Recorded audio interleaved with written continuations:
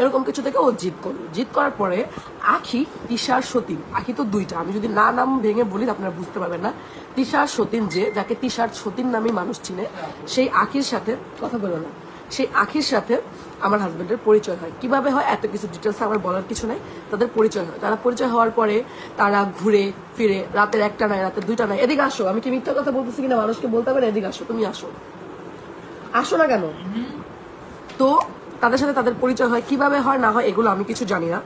হ্যাঁ, তুমি এখানে আমার পিছে বসো, আমি কি মিথ্যা কথা যদি একটা বলে থাকি তুমি আমাকে সেটা বললো যে হ্যাঁ তুমি মিথ্যা কথা বলছো। তো আমার তার সাথে তাদের পরিচয় হয়। এখানে কিন্তু এমন একদিনও যায় না যে আমার হাজবেন্ডের সাথে আমার কথা হয় নাই।